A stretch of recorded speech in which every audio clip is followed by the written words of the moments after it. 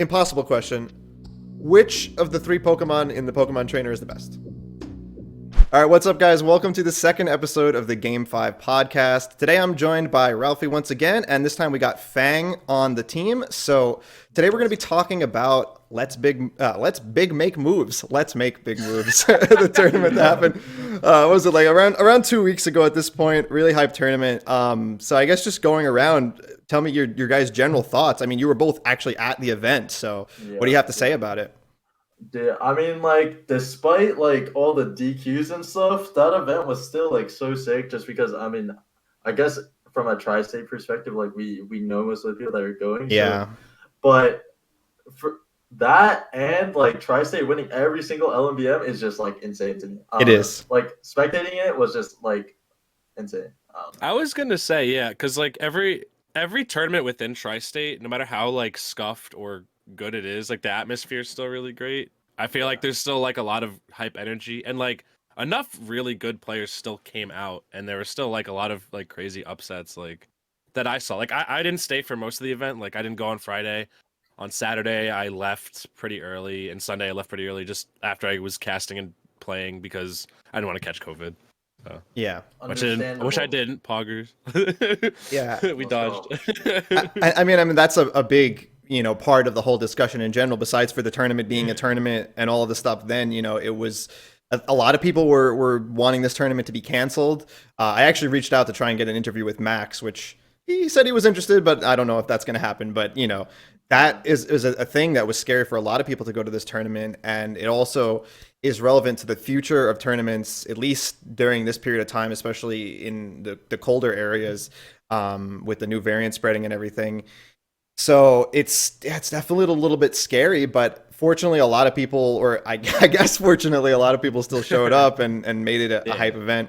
Like you were talking about with the crowd energy, spectating at home, watching the stream, I noticed it might have just been the audio setup and the miking, but you could hear the crowd in a way that I don't hear on like other tournament streams. It was sure. roaring.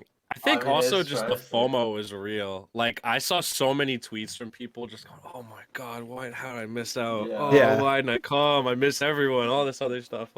Like everyone from like hometown heroes to people who were like originally were supposed to fly out and then just didn't come through. Yeah, absolutely. So I guess now, especially since we have you, Fang, I mean, Quidd's the one that we're interviewing, but kind of interview you too on this because, like, being a commentator, especially in this era, what is the experience like? I mean, I know that sort of things have changed a bit with, I mean, there are so many facets in this discussion, but like, I know that there have been tournaments where like the players are like strictly forced to wear masks, and then the commentators are just chilling with no masks, even though they're like two people next to each other. I could make a specific question, but I'd rather just hear your general thoughts on like what it's been like being a commentator in the COVID era. It's weird because like I am just like one of the byproducts of like the in between. Like before everything with the pandemic struck, I got like a few major slots. Like I commentated the last Let's Make Big Moves before the pandemic, even though it was just like pools.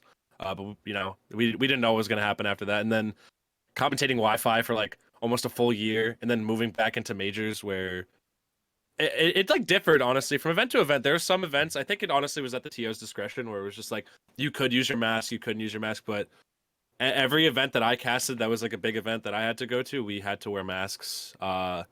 It's weird because from a production standpoint, I feel like the masks do somewhat impact. Like the whole point of commentary is to hear the audio Exactly crystal clear, but the masks didn't really impede it too much. I feel like it's just interesting because like when you're not commentating anymore, like you're still out there with everybody else. Like it's not really like you're still going to a Smash event. Yeah. The illusion of having a mask on and like being safe from everything is like, I feel like gone once the stream cuts away or whatever. Because like I see people dapping each other up. I see people like hanging out together. Like I don't know, but definitely like one thing I was happy about is that people were definitely like wearing their masks at this event. Like, and I know Max is like, a lot nonchalant about a lot of stuff, but like not about COVID like protocol. Like he was very, very adamant that you had to have a test before. This is like the first event where you had to have a negative test before you attended it. Like everyone else just needed vaccination proof, which is like, that's a wild thing.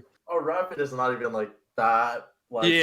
accurate, but Yeah, it's it's still like something, you know, like Yes. Mhm. a rapper could still be positive. So Yeah. yeah, but I mean, in terms of casters, I feel like casters are usually the most isolated people in the venue. Mhm. Mhm. So like, and like even the commentators, like I think I was watching a set where like Charles was commentating, and I'm like, Mhm. he's wearing his mask, and it's like different. It just like feels Yeah. different. I don't know. Yeah, it's It's something that, also the commentary spots for every major are different. Like you could have anywhere from literally like right next to the players to like this little alcove. Yeah. At LMBM, it's in the New Yorker, so you're on this like big balcony, like that's where all the production equipment is, and then below that is the main ballroom with all the gates. So you could like look over the yeah. balcony. Like I remember I was commentating in between the block, and I turned around and I was like leaning over the commentary couch to like watch Cola fight some Samus player on one of the streams. Like it's crazy. You know, it's funny you say that because one of the like other things I wanted to discuss before we get into the obvious stuff with Quidd is Samus player. There were so many Samus players. What was So Samus doing at this many. tournament? Bruh. This was Dude, the Samus tournament, dude. It was. You had 4 Samus players technically. You had Wadi, who was playing like a decent amount of Dark Samus. You had Psycho Maiko, who lauded as not lauded, but the Mikey. If you ever played Elite Smash, he's Mikey, the dark green Samus. bro, I He's saw your got- tweet about that. I'm He's. like, I wish you had like images, Rory, you could bring up because I literally posted a tweet like a year ago during quarantine because I lived with my girlfriend for like 2 months, so I was just grinding Elite Smash and like grind servers and stuff just for fun, and I ran into this Dark Samus on Elite called Mikey. This is Dark Samus, and like you still get the regular molding from like the combination of online and having to fight a Oh, zoner God, player, yeah. and then you're like. But like good players still realize, I feel like, or like decent players still realize I'm being outplayed. This guy Yeah. was outplaying the shit out of me with Dark Samus. Which Yeah. I was like, what the hell? Like literally, I was like, Mikey the Dark Green Samus. I hope you feel the touch of a woman one day. Literally. That's what I tweeted afterwards. And then right under it, I was like, but you're really good, GG's. Dude, he was fucking me up. I couldn't win a single game. We played like 10 games. He just all those games, he destroyed me, and he made top 16 at LMBM later on. But doesn't that make you feel better though? It's like, oh, he was actually legit. Like, yeah, I lost to this guy. Okay, You know? he's good. yeah, he's who good. he upset Oh, I gotta look at the someone bracket. good, right? Yeah, wait, let me look at it real quick. Can you post the Oh, bracket in the Discord? He beat Juice, and Juice beat Mysterica. So Oh wow, yeah.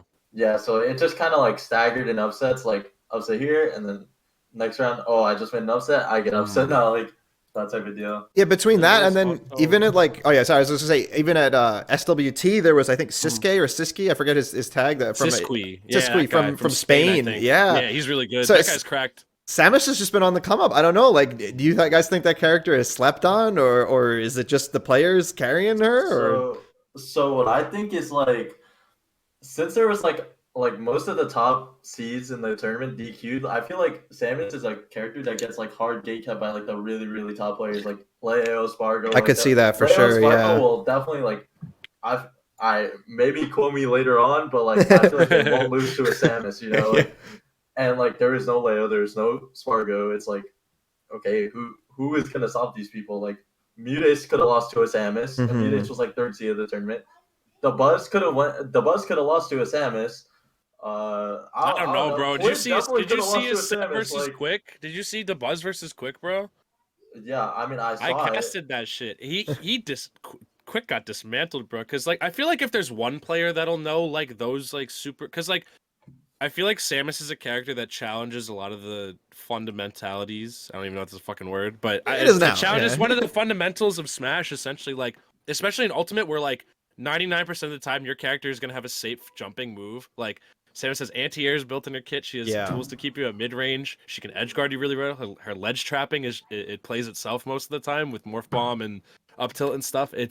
I feel like a matchup you like either have to have a specific character for and be a specialist in, or you literally have to like challenge the way you play the game traditionally. Yeah. I feel like that's just what I saw from what DeBuzz was doing because he was using Olimar like really, really smartly. Like granted, I think there's a lot of stuff that Quick could have done to like combat it, but the way he was using Pikmin to grapple on him, the way that DeBuzz was just keeping mid range the entire time, so where Quick couldn't like shoot Olimar anything. definitely looked like a very rough. He was bopping him, dude. He was Yeah. destroying. He ripped him apart, I bro. watched that 11.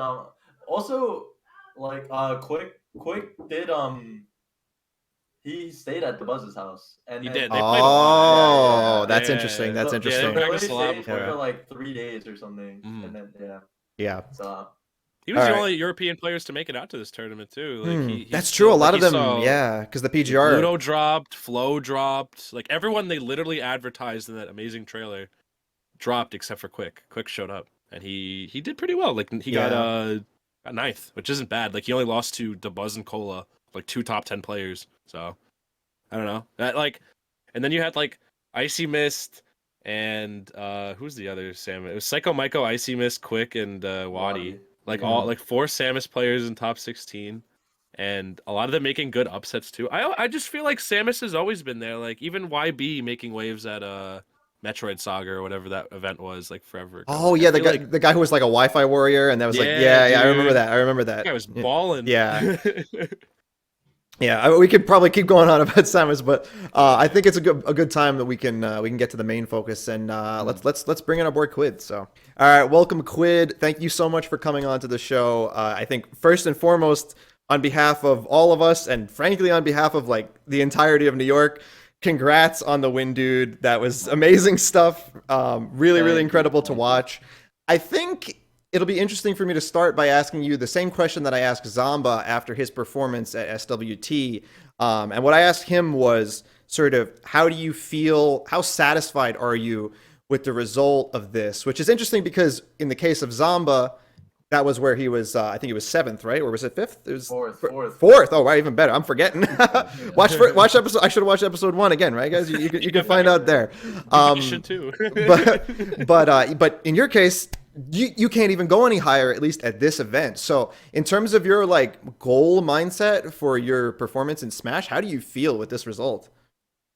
I mean, I'm totally satisfied, right? As you said, there's nowhere in that tournament, at least there's nowhere else to go.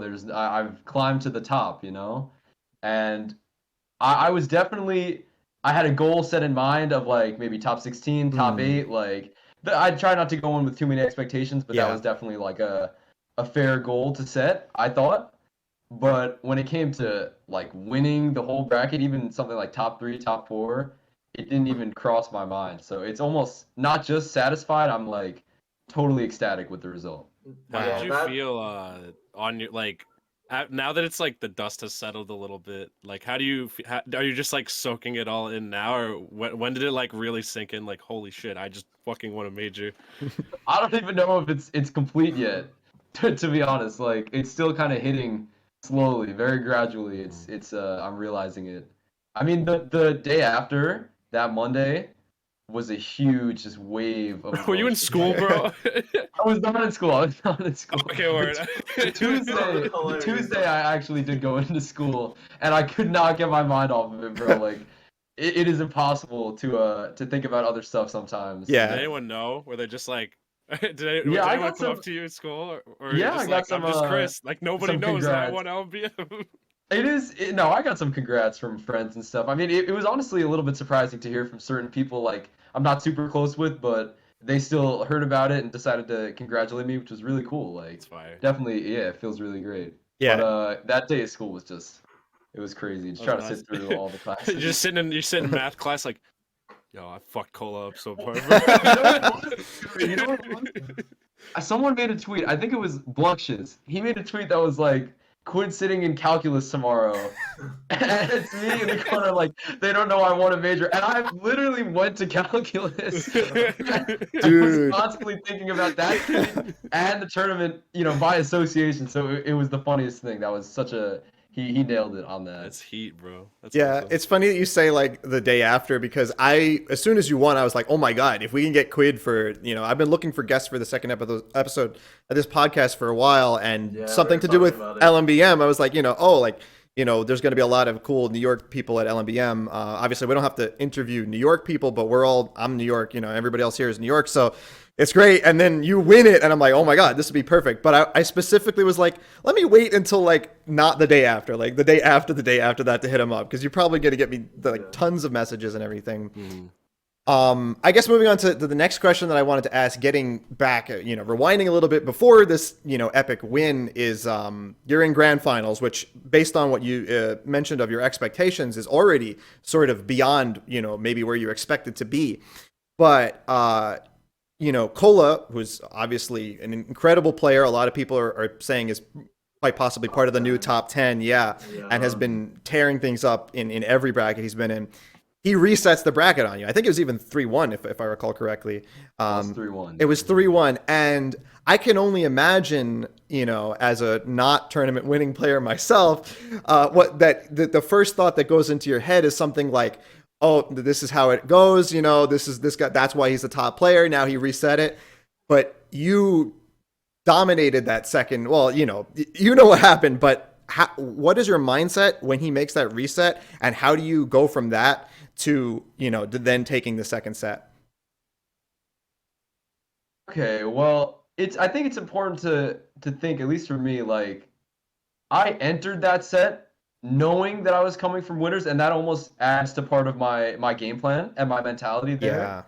So thinking about, just like before I even played him, I was just thinking about Kola, his pace, like the pace of play and the tempo he sets, immediately totally different than anyone I just played against. Peach and Ness and Falco, like slow, floatier characters. Hits the gas. He literally hit the ground running, and I was expecting it. I definitely wanted to do as well as I could in that first set, right? But I kind of had some level of like knowledge that it'd be really hard to win that set specifically.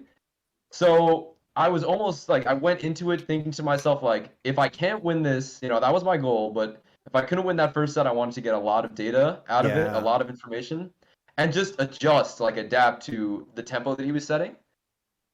And it was especially hard to keep that like straight and level head after he got the first set. Like, I was dangling over the edge thinking like, this could be it. Like, I was almost about to crumble, but I just tried to clear my head and think like, revert back to what I was thinking earlier, like, just collected the data there, just got a little bit of a download, and I tried to go in and just immediately, even in game 1 of the second set, just like apply all that stuff that I had been mentally like collecting and considering throughout the first set. And once I got that started, my confidence was not even just like back, it was much higher than it was, and I felt super collected. It was a really great feeling. Yeah, and that sounds like a perfect example of kind of the optimal way to use that advantage of having a set to throw away, or I don't want to say throw away, but you have a set to use that you don't have to win, but you can use for something to help you win the second set. And it sounds like that's exactly what you did.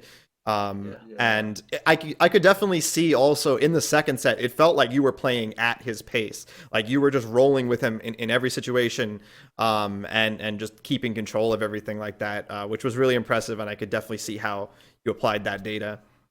Yeah, it was just impressive because like you're in a position you've never been in your whole Smash career. I think you only went to one major before this, right? People were saying like 25th at main stage, and yeah, you're in grand final. Yeah, you're in grand finals of a major. You literally like dropped like maybe 3 games or something, right? And then like you just get reset, and you're not like. It looked like you weren't even phased. You just came in. You were like, "Yo, I'm here. This is why I'm here," and then you did it. Yeah. This is crazy coming from Ralph too, because like, Ralph is obviously asking you, like, commenting on this, but like, Ralph, you yourself have found yourself in these situations before as well, where you're like pretty deep in bracket at like a huge tournament.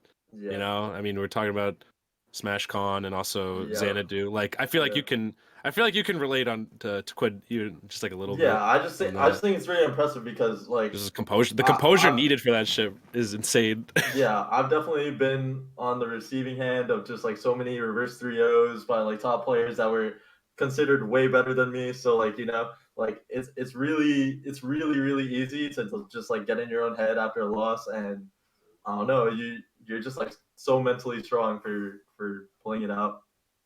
I said it even on comms too. I was like, this kid is a stone cold killer this tournament. There's literally like, even when I was approaching you at the beginning of our pool, like I walked up to you and I was like, how are you feeling? Like, you weren't like, oh, I don't know, my bracket's kind of tough. Or you're just like, dude, I'm just happy to be here. Like, you genuinely seemed like you were here to just have a good time and just play your heart out. 100% true. 100%.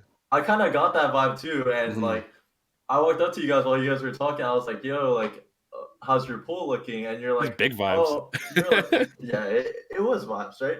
But he was like, "Oh, I have to play one of the twins that I played in doubles, and like something else." And then you were like, "I'm confident." I was like, "Okay, like this kid is this is like hype, right? Like he's just like going in, he's gonna body everyone, like he's confident." I'm like, yeah. Yeah, and wait, speaking of which, Quid, you also, I forget, you either won or placed like top 2 in both doubles and squad strike, was it? Yeah. I won squad strike and I got second in doubles with my brother AJ or Damn. Charles. Almost the Literally triple the crown. That's wild, bro. Yeah. literally, Almost. I think that's literally like the the highest only other history. thing. The only other thing he could have done better that tournament was just win doubles. Wait, one Is there place any other higher player in that's done doubles. that? Yeah. Is there literally any other player that's done that? That's like gotten the triple crown at like an event that big, or like close enough to that, like 1-1-2. That's like nuts. That's insane that you like, especially That's a with bag. That's a whole bag. you were. Yeah, I can't even imagine the bag, but yeah, he's like pretty good. No comment on that.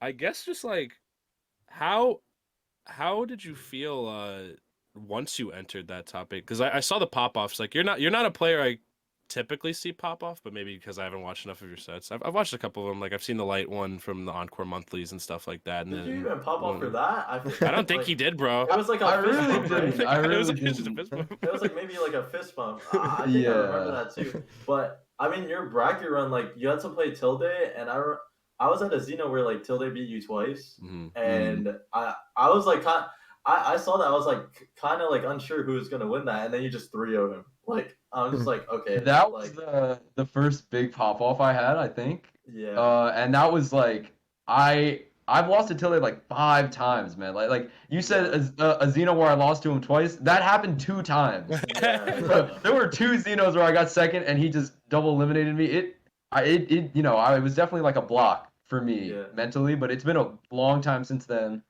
I tried to get a lot of information on him because I knew maybe I'd have to play him in the future, and I used a lot of energy in that set. Dude, you I know it was a 3-0, but like it took a lot out of me. I saw because like I got the pleasure of getting to commentate that set, which is probably honestly one of the nuttiest sets I've casted. But just the way you like, I could tell you were like the brain cells were flaring at because you were constantly aware of like the range that Falco was able to threaten all 3 Mons in. Like you were staying just, I think I noted it in the commentary, but literally, you were just staying out, just barely out of Tilde's range to where he couldn't up tilt you, but to the other point where he couldn't like try any like risky short hops or lasers or anything like that. Like your data collection and knowledge of that matchup, I feel like you really put your time in when it came to like thinking about how that matchup is going to work for your character, because everyone's been sleeping on PT like a good amount.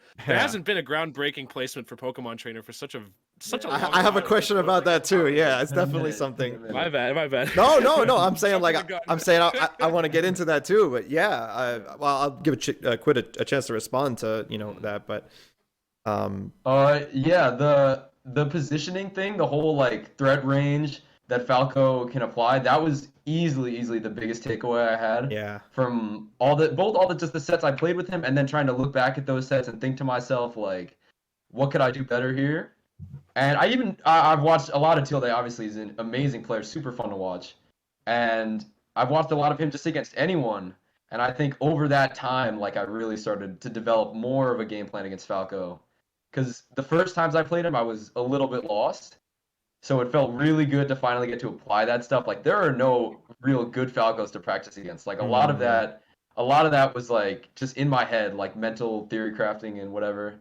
So it felt really good to apply that and succeed in that way, like especially with the spacing, trying to stay right outside, right at that mid range where I'm safe, but he still feels pressured. yeah. I feel like it's super important against Falco to, one, the obvious thing is to just never forget about up tilt, because you forget about up tilt once and then it's disastrous. And then also to make sure that you're not like carelessly jumping in fair range, because he just loves to short hop fair and catch things with that.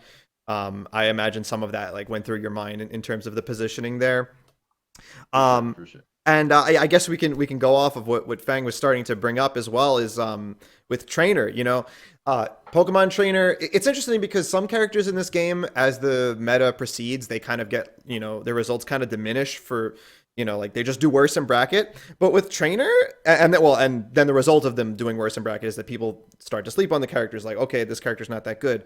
But with Pokemon Trainer, it's like nothing, they didn't drop, just Tweak dropped them, like Tweak stopped playing them, and then there's not many other people really doing it at the high level, so people started to think that the characters, like, I've heard even people say they're not top tier or whatever, but I don't think the character really got any worse in the meta. I think they're still really strong. So what are your thoughts on Pokemon Trainer now and in general? I mean, it definitely, it wasn't surprising over the past however long to see that people's opinion of Pokemon trainers kept dropping and dropping. Like the combination of a switch to Wi-Fi Yeah. and most of the top reps dropping him or playing him less, like playing other characters alongside, definitely, like, it totally makes sense. The result of all that being people's like lowered opinion of PT. I never really, like, there were times obviously where I'm thinking to myself, like, why is everyone dropping? Like, I don't feel anything, Yeah. but I don't feel like I'm doing any worse. Like, if anything, I was improving and I was like feeling confident in the future, and everyone else is dropping and picking up like DLC characters and stuff, and it's like it definitely made me question a little bit, and I'm sure everyone goes through that questioning, right? Which is, yeah, the result of that for a lot of PT mains is just to drop, like, to go something else. But I never thought the character got worse in the meta. I think honestly, even like looking at DLC, he does fine against the DLC cast. I think he did well enough on Wi-Fi that I was able to make it work. I wasn't the only one either. Like, definitely some irritating aspects of that, of playing PT on Wi-Fi, but if you stick with it, like, you see it all, all the work comes to fruition when you go back offline. And there's a few characters like that, I think, who are a little maybe watered down online, but then you develop these things that'll really pay off. When we return to offline, I felt it immediately, basically.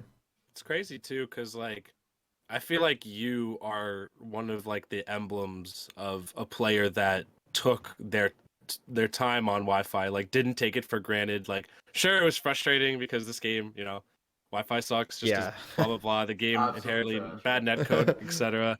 But you just, it's something that people had to accept. Like I remember literally, because like I wouldn't say quarantine was like your main source of time. I'm sure you put a ton of time into playing it, but I remember even before, like right before the pandemic hit, you were making little baby waves. I saw, because I remember Yeah. playing you back when you were like going like 2-2, 3-2 at like Oh, Encore. different times. And I was like, times. ooh, okay, here's another PT for me to mix. But now it's like seeing you beat Venia, getting like, I think what, second to only Jen at that one Encore monthly, and then the pandemic wave just hitting completely.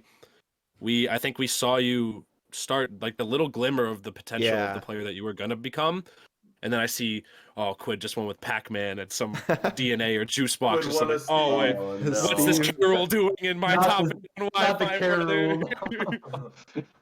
K-Rool. I guess where was your like aha moment, or where were you like, okay, things are starting to come together for me as a player? Like like where was your head at in terms of, I guess, your mentality as well as your goals relative to where you, because you have a very healthy mentality from what I've seen. I feel like mentality is a huge component of Smash.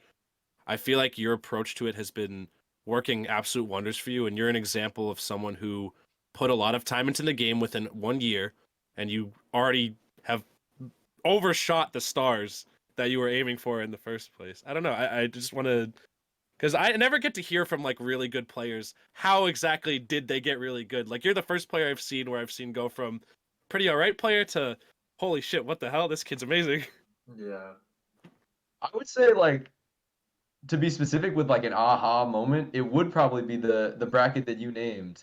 That second at Encore, where, I mean, it wasn't even just Venia. Like, I beat a number of people that I had been struggling against, or that maybe I just didn't expect to beat. And I think before that, I had always sensed the improvement, right? I was putting a lot of time into the game. I was watching a ton, like really trying to study it and think analytically. Like, that was the beginning of that process. But I never had like that moment that would justify a lot of confidence or like a boost in confidence, you know? And I love like you can give yourself confidence and everything, but it's really nice to have a moment that supplies it The data, organically. the Yeah. numbers. So that was a really great run, and I think after that, that was maybe January 2020, right? That was like right after After LMBM, like the last LMBM that happened, yeah, I the think. 2020 Yeah, LMBM. yeah. So after that, even despite like I got 129th at that LMBM in 2020, despite that, I still like kind of felt confident, and I felt like I was really like pushing up, you know. And the Wi-Fi era hit, and I just knew like I was not about to let that all slip away. Like Yeah. that feeling, it was very. I thought I was so close, basically. And It- I never minded Wi-Fi. Yeah, I you felt like I were. could always practice and improve, like regardless. Get to play offline sometimes, you know, whenever it's possible. And I think the like half over half the reason I improved on Wi-Fi was just that mentality of like an open mind basically. You know, I can use this to better myself and not just feel stuck or like feel like I'm plateauing at all. yeah, Did you that's just play, or were you just like still studying and watching VODs and stuff? I always watch. Like I started yeah. I watched competitive Smash really young. I mean, maybe like 11, 12. Like both Melee and Smash 4, I was watching, and since then I've just been watching tournaments, and I think that alone can get you so far in terms of just like having the game feel natural when you play it, like all the decision making and the game plan just comes to you naturally. Like I think that all came to me from just watching and studying. Yeah, absolutely. I mean, as a coach, that's something I tell people a lot also is that there's so much that you really cannot do with a controller in your hands that you have to do thinking about the game, kind of figuring out what you need to do in a situation. Because when you're actually playing the game, if you're in a situation, it's moving too fast. Like by the time you're thinking about what should I have done there, you have to be already answering a question of what do I do here.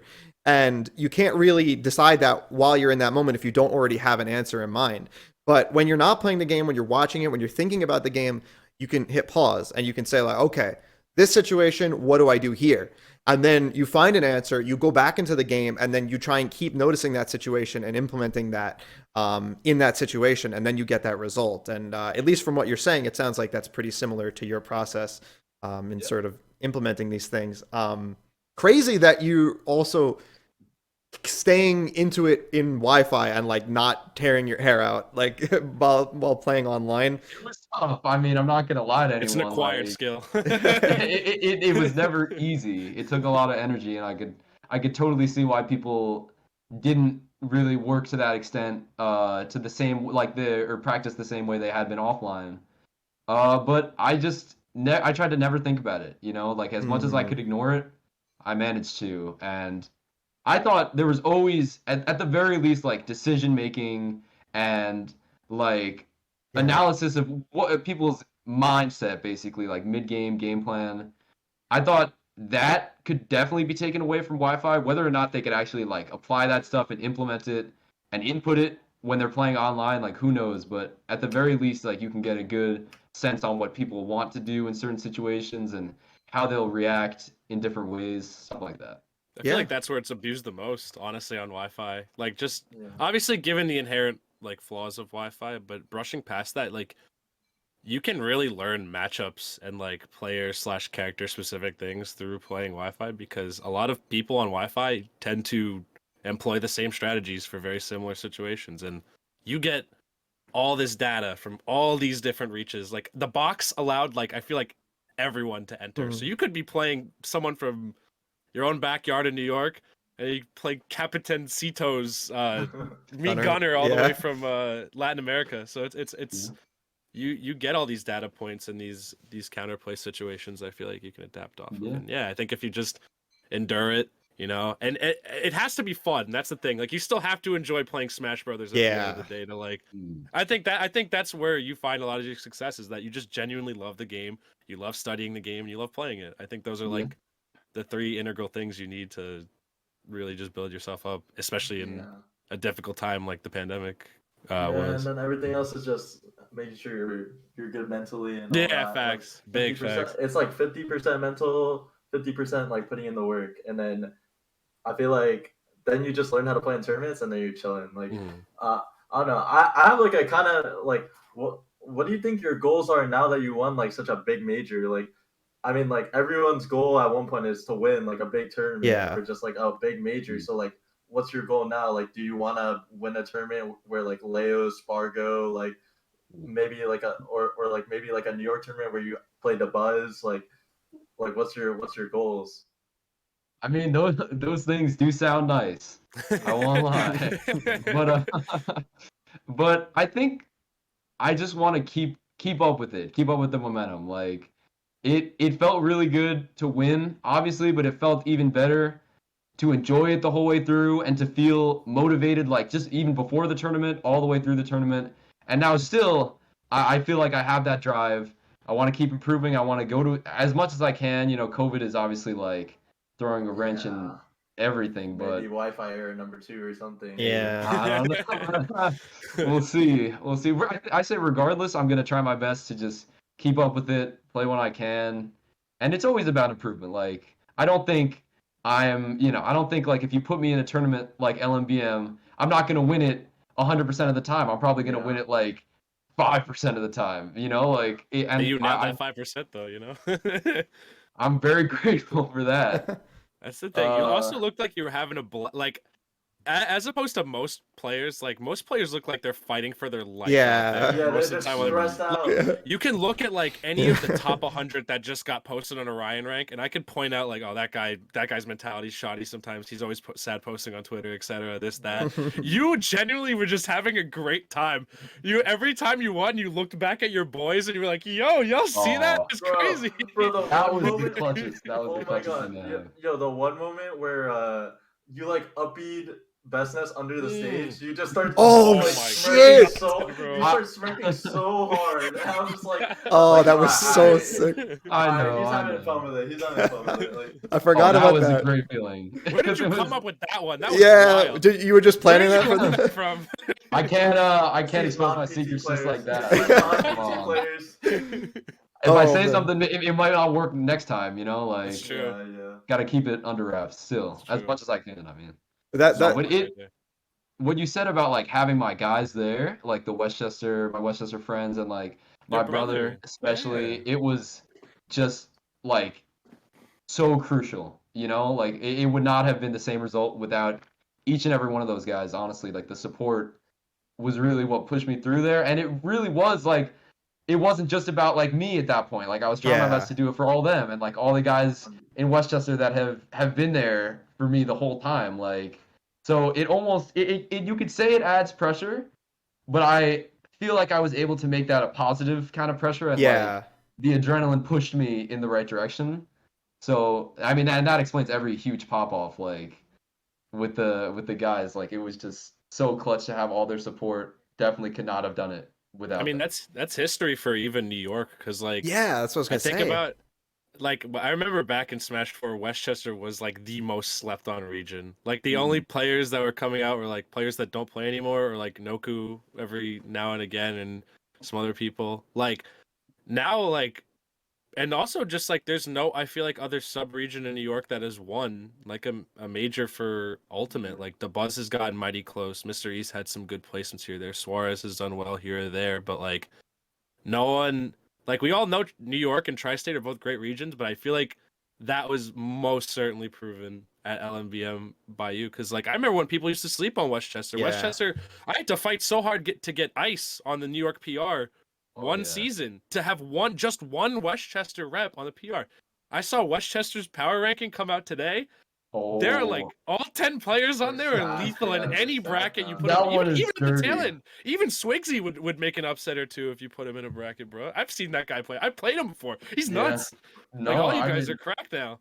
that season, especially the summer season Q3 was huge. Everyone was back. Guys like Miles, my brother Charles, even like Pokelam, Mr. L, like they got to attend everything, and the difference was like monumental. You know, like that season was a huge challenge for everyone. Hmm. And I do think, I mean, not to like, you know, stir up the pot, but I do think that PR would mess up a lot of states and everything. No, like, for real. not gonna lie, it was Iowa be quaking right now. Iowa. Iowa's quaking right now, bro.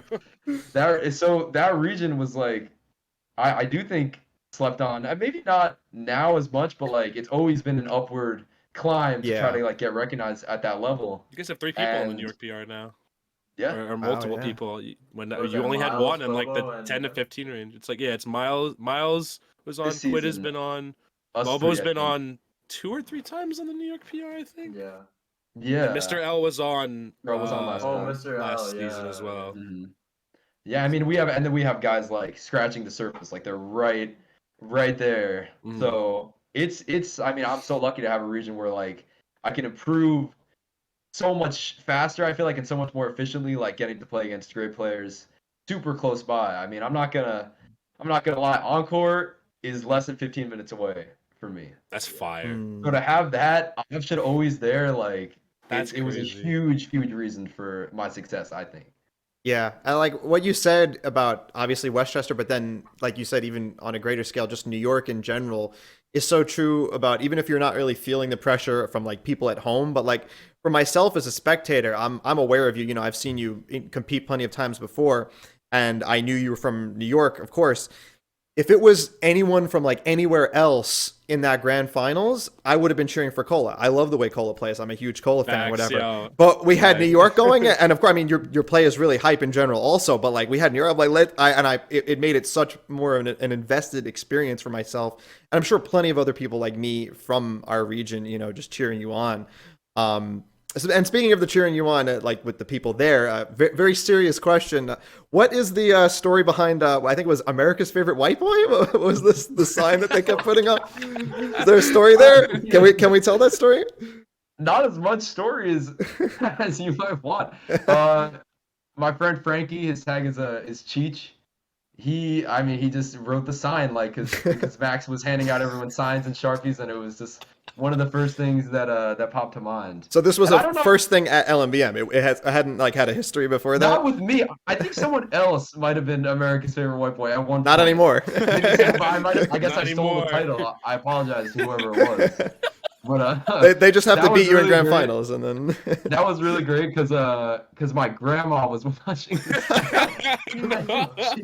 And she saw that and sent me a text like, "I love it, America's favorite white boy." that is great. Oh my I think God. that was, and then they wrote more signs like "Hi, Grandma" and everything. Like it was, I didn't that see was that. amazing to have too. Like that's a big part of the crowd for sure. That was very funny and supportive. I will having your say- fans supportive too is just like Yeah, it's no, big, for like, real. yeah.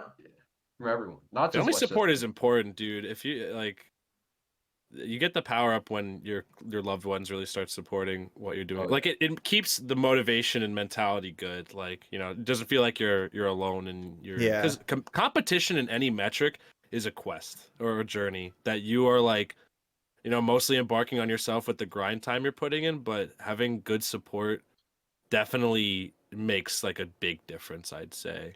Hmm. You can get some of the best advice about competition from people who are in your life that you love that like that don't really understand the game or whatever. Like some of the best Smash advice I've gotten has been from my girlfriend who, if I told her to use up B to recover, she'd have no fucking clue what she was doing, bro. You know, competition I- itself is like a skill. For Yeah, sure. literally. Yeah. It is. It's definitely like a really tough thing. So for all these like successful factors culminating and you capitalizing, like, you know, where you're from, your region, your local being close, your mentality, using Wi-Fi well, watching VODs, like I feel like you used all your resources like phenomenally. Like this is what every player should be doing if they Yeah. want to improve. I Take feel notes.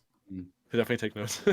Yeah. No, to have that support was huge. I mean, from like not just the Smash guys like Westchester and the Grunt Gang and everything, but from Chester like Grunt. family and friends was so huge. Like all the text, receiving all those text messages like every time, having people watch and having people that I wasn't even expecting to people that maybe I didn't even think like knew about it coming out and saying like congrats or keep it up. Like it felt so great. And specifically, I do have to say, I got a lot of support from my girlfriend.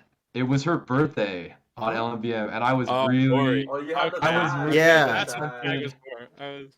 yeah, Dory.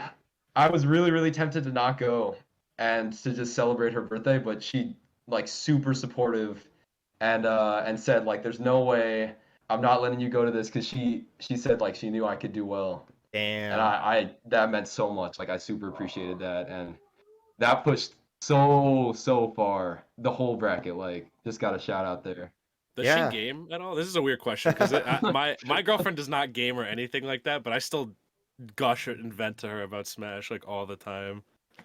She's not a huge gamer. No, I mean she does some things, Minecraft.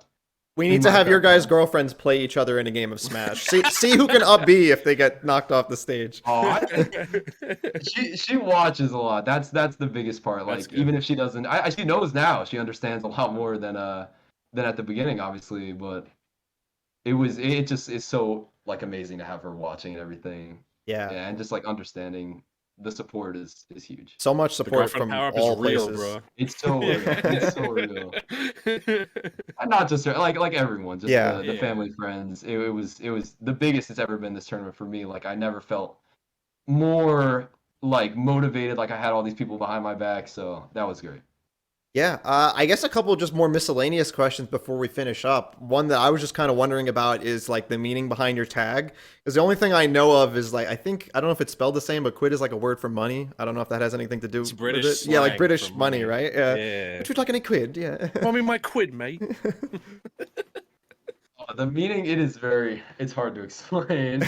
I'm like, so I'll just shorten it with this. So Swigsy, another player, is like a close friend of mine. Like we live in the same town, like always been friends since we were little. And I did grow up playing a lot of Smash with him, for sure. So we have another friend. Like we're basically like three best friends, and his name is also Chris, and my name is Chris. So he had to come up with something to distinguish us. Oh. And this is the part where it gets confusing because but the other Chris, he was Quidd.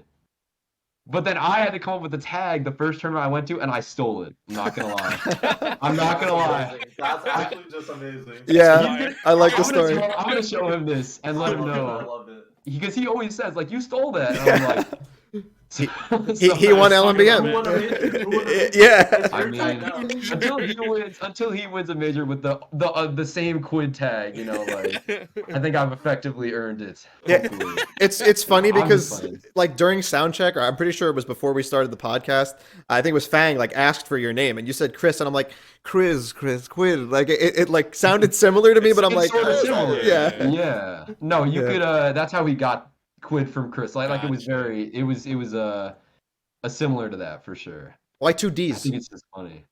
Just cause? I think it's just funny that we ended up now with the same name again. Yeah. I feel like everyone in here actually has a tag based off of their name except for me. Oh yeah. Ralphie. Well, Ralphie's just his name, yeah. Because Yeah, did you get your I- tag from your last name, Rory? Yes, I did. Yes. Yeah. So everyone awesome here that you has know this, that. Yeah. like, name tag except for me, bro. Okay, it's okay. There's Yeah. no Fang in my name, bro. Well, Add yeah. it, just like legally change. I Yeah. can't, bro. You know what I mean? Our Fang is literally Asian, and his last name is literally Oh, Fang. yeah. Like, I can't. You can't compete with that. It's like I'm Irish, bro. But- I'm Irish, Polish, and Italian. There's no shot Fang plays any role in anything. I was just 13, and I thought it was a cool tag. You know, his name isn't Fan9S though. It's different, you know. Yeah, that's the thing. That's the thing. Um I think Ralph actually started that with the fan. Like, I think Yeah, Ralph I was did. like one of I the did. first people to call me Fan9S, and now everyone calls me Fan9S. yeah. Oh man. I literally would like enunciate it in text. Yeah, like, like- 10, 9, and then like ES. Like Yeah. yeah. But Yeah, one other like just random question. It's like super kind of obvious question that people used to ask all the time, and we kind of already. It's definitely like a topic that we already covered, but a little bit different approach to it. Impossible question: which of the three Pokemon in the Pokemon Trainer is the best? Squirtle. Okay, he has an answer. Quick. He has an answer. Ask me that. I've never even considered the other two. Like just the best. Like if you just ask me that question, it's so easily Squirtle. Yeah, because a lot Why of you people quit like to Ivysaur say like, oh, this I'm one. gonna Or, quit Ivysaur because he's my favorite. yeah, When I started out playing, I used to play a lot more Ivysaur. I was never solo Ivysaur, but like he was definitely my best. I don't was know your about guy. him now, but that For was sure. definitely my guy. And I've always stuck with it to an extent. Like I think I put a lot more into Ivysaur than most PTs. Hmm. But no, Squirtle just I think is the best. Like I could see arguments, but for me it's always been pretty clear And that Squirtle does is the it most. true that you hate Charizard? Hate is a strong word. I mean, he does the job, you know, like I think he's pretty good. I think he's really broken when I'm at high percent, they're at high percent, we're both at high percent, You just fair him or like F tilt, yeah. yeah, and there were Or honestly this grab or tournament whatever. specifically, there are a lot of times where he came in Yeah. insanely clutch. Like I can't possibly say I hate Charizard, but over at the beginning, I did not like playing him at all. I always tried to avoid like I would stay Ivysaur whenever. Like I would never switch. If I was at high percent or if they were at high percent, like to secure a kill, I would always just look for it with Ivysaur. So I don't know. I just don't doesn't fit my playstyle as much. Like a heavy like that. Yeah. I think I've gotten better at just like abusing the basic stuff. Like I don't go too above and beyond with Charizard, but I try to be like as clean as possible and really abuse the stuff that makes him a good character. Yeah, That's another absolutely. thing. His execution, like your execution, Quid, that you're the entire tournament, like only towards like the latter parts of bracket where I was starting to see you like even remote. Like I can't say crack because it's disingenuous because I feel like you didn't really crack that much, but like the only flubs I think were due to just like late bracket nerves. I feel like, but for most of the early tournament to late tournament, like you were so crispy on so many like there are so many moments during my commentary where I was literally screaming because I was like, how the hell did he think of that, or how the hell did he just hit that? Like that was I was honestly just super impressed by Yeah, and I wanted to ask execution. because like Choco Taco upset Cola. You would have played Cola like Ooh. round 2 of like top 64 or top 128, whatever it was.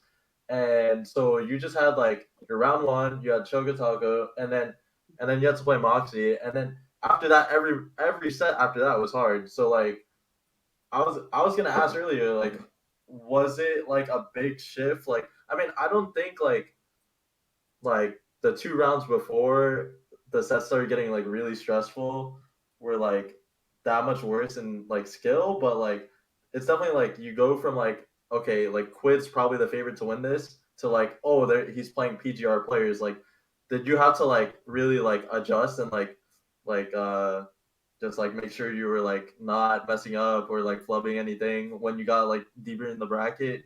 Because like I know once you take like the first seed, like by bracketology, it's literally the easiest bracket to top 3 because you're the Yep. first seed. Hmm. So did you like just were you like oh I'm first seed like I gotta make sure like I don't mess up or anything like what was going through your head when Cole got upset and you just took his seed pretty much like I mean, I watched the Cola Choco Taco set, obviously yeah like knowing I had to play the winner, and I was definitely like a little shook to see the whole time like yeah because the crazy thing is like Cola looks good when he plays, right? Like I'm a huge fan. He's an incredible player, and he still 100%. looked good in that set. Like there were definitely some shaky parts for sure, but he like was losing to Choco, who also looked insanely good.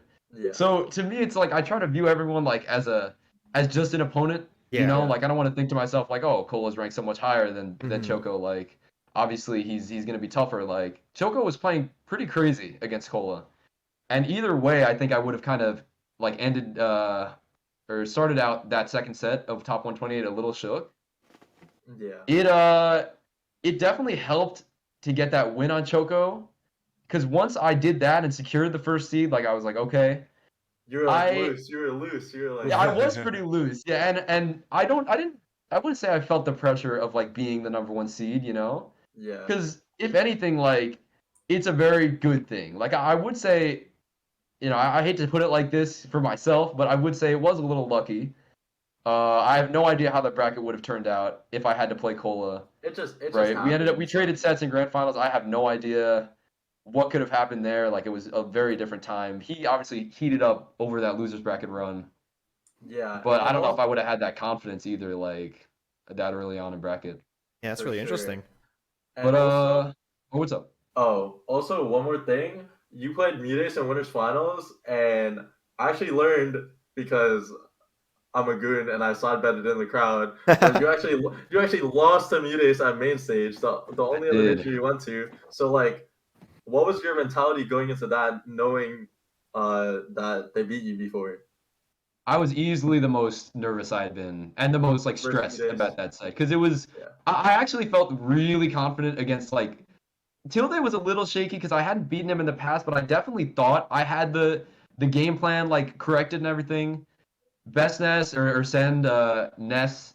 I definitely like feel super comfortable against Ness. I think the Yeah, matchup is pretty good. Like and Chris, like I felt good about that. I felt good about Wolf with Moxie. Like these are all obviously incredible players, but it was no one that I had lost to besides Tilde. And the difference between Tilde and Mutace, like the confidence I entered those sets was huge because I hadn't really thought about Mutace or like my set with him or like Peach in general. And I've never liked playing against that character with PT or anything. Like I just really feel like lost a lot of the time. Yeah, Squirtle feels kind of awkward. Squirtle so feels scary. insanely awkward. Like I can't like do my shit all the time. So Yeah. it Feels like you have to definitely. Zord cheese him. Like, I don't know. That's so I played Mutace at main stage and I won one game and it was literally all Zard like putting in the work and like getting early stocks. Like I did not have a good set at main stage with him. Like I don't think I played as well as I could have. And he was playing great. Obviously he beat Mars right after. Yeah. But at this tournament I just felt not as confident as I had been. But I still tried to just like cool it down, tell myself like I had played Ling Ling a few times recently, so I had a little bit more knowledge and like comfort against Peach. And as soon as I won game one, it helped a lot, a lot. Like they were close ass games. Yeah. So closing out a close game like that was really like a huge boost to my morale. And by the end of the set, I was feeling pretty good. Yeah, and I think game 3, he like SD'd at 0 and still won the game or something, right? Oh. Like, He turns into a different man. yeah, I was like, I still don't get how he does that. Like it's honestly amazing. yeah. He just plays like the most evasive ever. It's so impressive. And So I was just, shook. Just like putting myself in like your shoes, like if I lose a game like that where it's like, okay, I beat him solid the first 2 games, there's nothing like, oh, he didn't SD, he didn't do anything wrong, I outplayed him, right? And then game 3, literally he's handing it to you, and then he wins that game. It's like, oh my god, like focus up, you know? That's got to be hard. Yeah. It was tough. It took a lot of energy to tell myself like I can't let that shake me. I knew it was the first game I had dropped in bracket, and I think some people had already mentioned it to me and like thought maybe it would like shake my confidence. You know, if that was what I wouldn't say that's really what I was shooting for, to be honest. Like it was never a huge goal or a necessity to have like a perfect bracket. It would have been nice, obviously. Yeah. But You were looking really, good, no. You were looking hella good. I was feeling good about it, but after that game 3, nice, like You didn't was drop a game till top 8. What the hell? Yeah. Like, who does that? Literally, who does crazy. the that? only one to turn up like that, like towards the end of the set. Like nobody else had like turned it around and so greatly. So I really just had to like. and I that's gave it a what ton it of took to energy. take one game off of you. Like, Yeah, really. I mean, Also, I have one last question since it's already been an hour, but like, yeah. all right, so we have like a PR panel. So what do you like, Sean? Like in your opinion, like do you think that Quidd could like dethrone the Buzz? Dude, as, I've like, King been of New waiting York? for it. I Or, thought like, it was I gonna mean- happen last season, literally, with if not Quidd, Zomba, right? Like with Yeah. Zomba beat Shuton and Ken. Like, okay, and then that just happens to be the same season where DeBuzz gets a win on MKLeo. 'cause- I think I said this to Tilde, because dude, you don't know how many people DM me about the fucking PR. Literally, just like even before we're even close to thinking about it for the season, because there's a lot of work that goes into it. Shout out to the whole panel, especially Player 4, who's been gathering all the data. No, data we lately. hate Reggie. Actually, I we fuck don't Reggie, condone but- Reggie in this. Um, I told Tilde the same thing. I was like, if you keep performing like this, because Tilde, I believe, outplaced the Buzz at SmashCon. I'm pretty sure. Like he got 7th, and I think the Buzz didn't even make top 8 because he was full on Nick Bros. He was timing people out with Zim and Nick All-Stars I Bro. remember that. You know, if you keep up the good performance, I don't. The problem is you picked a really shitty season to win a major, bro. Is there even gonna be a PR? Like I don't know what it's looking like. I don't know what the future's looking like for like even attending much. You know, I'm really trying to. I'm hoping because like just to take it off Smash for a second, just like with like I work in healthcare at the moment. Same. I think. Yeah. So not as a doctor or anything, obviously. I'm just a front desk worker. But the rate of hospitalization for COVID has not been as bad with Omicron. Like I feel like people are just getting it, being sick for like a day or two, symptoms go away. All right, you're good to go I again. had it, Like and I literally like a cold, right? They told me to take Yeah. like vitamin C and zinc, and then like 2 days later, it's like I was fine, but I couldn't Yeah. leave because Yeah. quarantine. Yeah, it's a quarantine.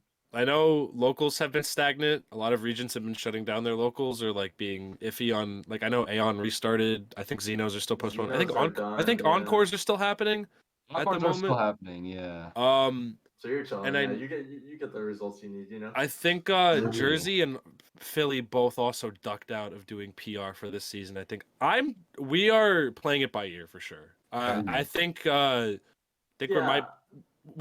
the qualifications for how many brackets you need to enter are tough because I remember there were certain seasons like we kind of finessed it for DeBuzz one season where he attended like the only reason he couldn't attend certain locals was because he traveled to majors and then got back and then he couldn't go because someone tested positive there. So but for other seasons we had to shut people out because they didn't attend enough. I feel like if locals are still happening and it's not like we're only like halfway through January, and I think people are already starting to open up locals again. I think we'll be fine for the PR. Honestly, I'm not. I don't think you're obviously stressing about it too much. I mean, you won a major. You had bigger fish to fry at that time, but I didn't even just mean like this season. I just meant like in the near future. Oh, yeah.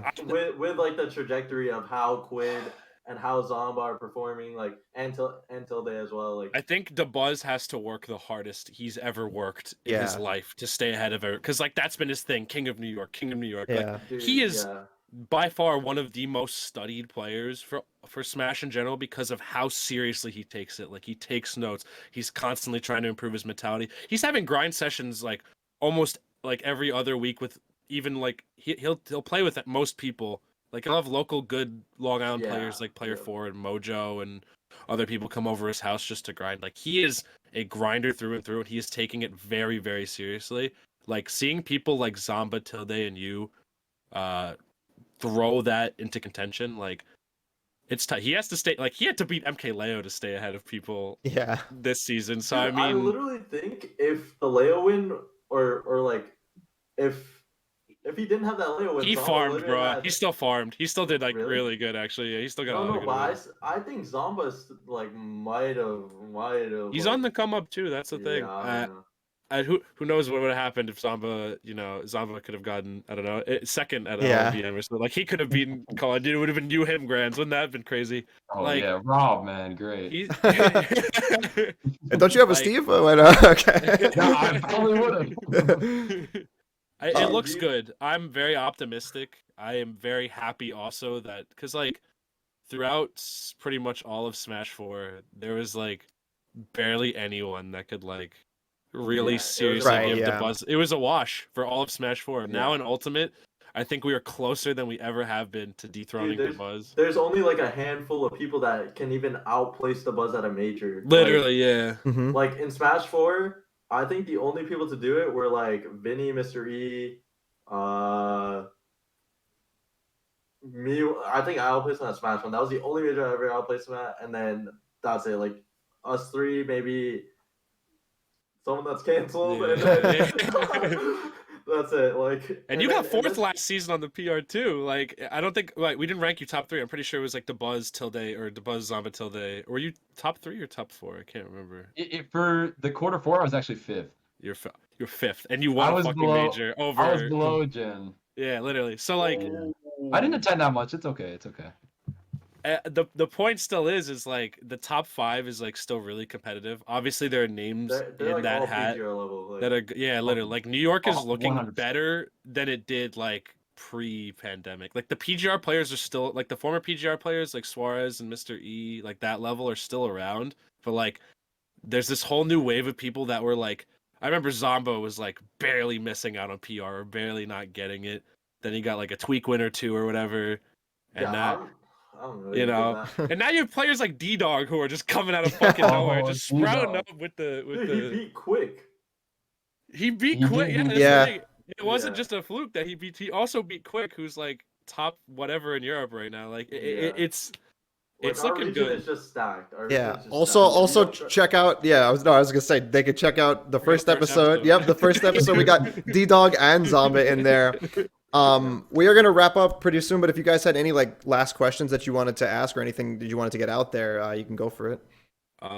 What are your aspirations outside of Smash at all at the moment? I mean, what, you're still in high school, That's a right? good So I mean, it's a question. big question to ask. So, but like, you have a real life too. Like, you're not just this Smash Bros superstar. Like you're like fucking Spider-Man. You're just like a high You school don't kid even as well. need to know. Like, you don't even need to know. You don't have if it's to either, something by you the don't way. know, it's fine. What's interesting you right now though, like in It's life or definitely besides Smash? the big question. Like, I'm not certain about anything at all, really, but I That's got fine. all my college applications in, you know. Oh. I applied for Fuck computer the Common App. science. Common App. Oh no.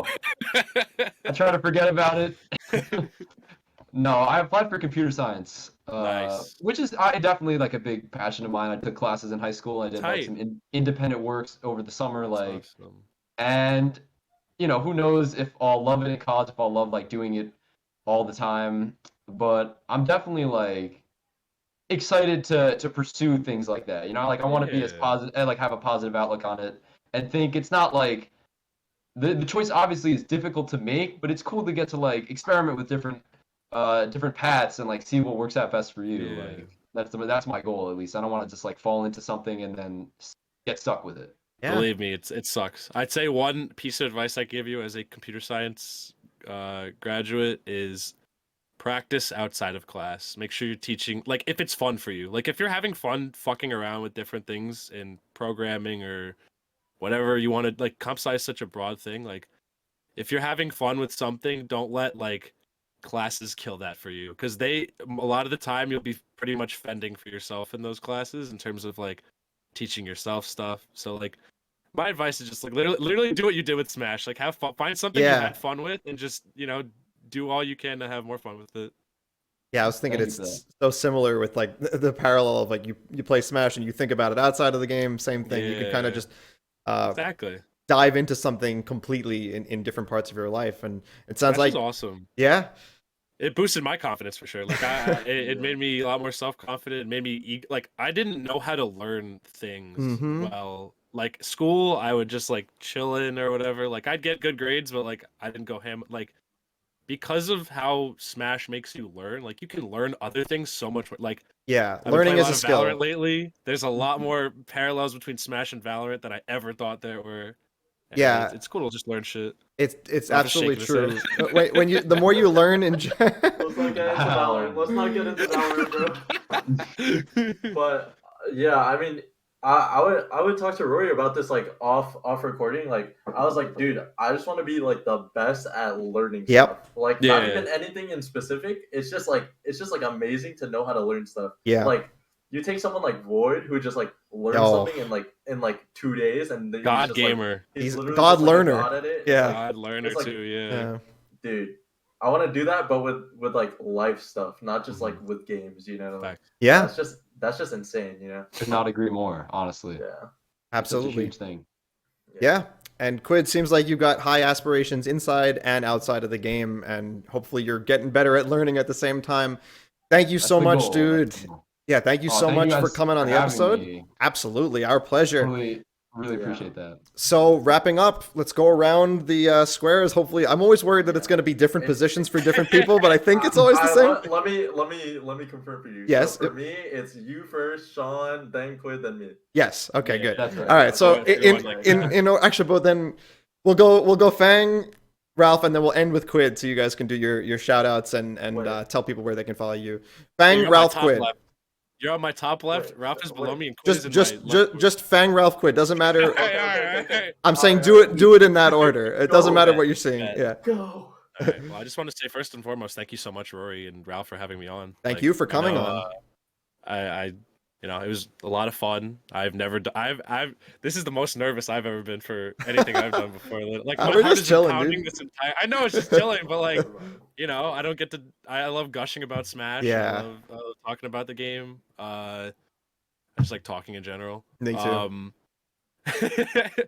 If you guys want to find me and been enjoying the words that I've been saying, you can find me on Twitter at FAN9S or Fan9S, as Ralph likes to say. I have a Twitch channel that I'm literally streaming on right now. So if you guys want to follow that, twitch.tv/Fan9S. I'm trying to do this whole content creation thing for a little bit. That's been my current passion project. And youtube.com/Fang Plays. I post videos about Smash and Valorant and stuff like that. And Not just a commentator. not just a commentator. I'm trying to do everything. That's the thing. I had this thought while we were talking. I was like, this is actually such a well-rounded podcast for this. Like, we have a reputable Smash coach / incredible video editor who's been working with some of the best in the business. We have Thank you. a top competitor in Ralph who's made like top 64 at like majors and also was like the Smash 4 whiz kid who everyone like looked at. And you're a caster, so it's Yeah. just amazing. we got the roster. I like it. I like and we it. also got Quidd, who's now He's a god. He's just Yeah, and a god. gamer. No, So, I'm just joking, I'm just joking. we're well-rounded out here. Yeah. Word. That's all I gotta say though. Absolutely. Make sure you guys check him out. And Ralph, where can people follow you? So the three main things I use right now, I said in the last episode too, I use Instagram and that's _Ralphie. My Twitch, I mostly stream Valorant because Smash Online just trash. I might stream Smash with Jen or like any other New York player, but most of the time it's Valorant. Quidd's built you differently. can find- For being able to do that online. Yeah, you can find my Twitch at twitch.tv/GNRalphie, and then my Twitter, which I'm probably most active on, is twitter.com/GNRalphie. Funny enough, when we were trying to like plan the episode, me and Rory, when it was just us two, we were looking for a third, and like the first person I thought of was literally Sean. I was like, Really? I Oh was god. like, yeah, because I was That's like, so funny. I was like, oh, Sean's getting like a lot of like tweets about him, just saying like he's an underrated A commentator. little bit. Definitely. Literally one of my best People. friends, and also just like I just know like how he talks about Smash, and I think it was like a good fit. So like I'm glad that we were able to do it. I'm also glad that Quidd, after like such an amazing performance, you were willing to come on the show and you had a good time. It seems like so. I'm just Definitely, grateful. yeah. So yeah. Awesome. Making And time for the little people out there. There's a big shot now. Absolutely. Yeah. Once again, huge thanks, Quidd. And last but not least, of course, yourself. Where can people follow you? Do you have a Metafy now? Are you doing that kind of thing? What's going on? I do have a Metafy. That is metafy.gg/@Quidd, QUIDD. It's a little shaky right now with like scheduling and stuff, but I'm gonna try to get as open as I can, you know. So if anyone watching wants to consider, I think I'm a pretty knowledgeable coach. I think like I look at the game, try to like analyze stuff and like mentality too. I think I can kind of explain like where my head is at. Hmm. And I'm on Twitter, Quidd_Ivysaur. That's me. I might start a Twitch soon. I don't know. Maybe. Do it, Okay. dude. Yeah. I'm Yeah. telling you, it is free attention. Plus, of like, if you're looking for something to do in the meantime, you can always do Smash. Plus, like those Twitch checks are kind of nice Yeah. sometimes. It sounds really fun. It sounds It nice. is fun. It's a blast, dude. It's questionable with school for sure. Yeah, that's the hard part. School. Trust me, I know. But we'll see about that. I think But, it could be nice because like you said you play a lot offline, so like Mhm. like I feel like Or online, you You can know, even it play won't- with it viewers. you I can do either. you won't suffer as much, you know, like Yeah. It's true. If It's you're Streaming playing Smash is offline. a skill, bro. Yeah. For real. Like, you get burnt Oh, it's out doing tough. that stuff. tough. Yeah. Yeah, but thank you guys for having me on this, man. This was really a fun thank you, experience. man. Thank you. Absolutely. Thank you. Couldn't have asked for a better guest for our second episode. Aw. And yeah, thank you to all of you for being a part of this as usual. For those watching at home, please do subscribe here to Game5 Smash. Hopefully I know I think I said that we would do this weekly. It's tough getting guests for this podcast, so let's say no schedule, but more episodes definitely hopefully going to be planned. And if you guys have Yeah. any ideas of who you want on the show, you can leave it in the comments. Yeah, I Also was check the gonna say description. Yeah. The description for where you can follow all these guys. It's been a blast. Thank you guys for watching. Bye-bye.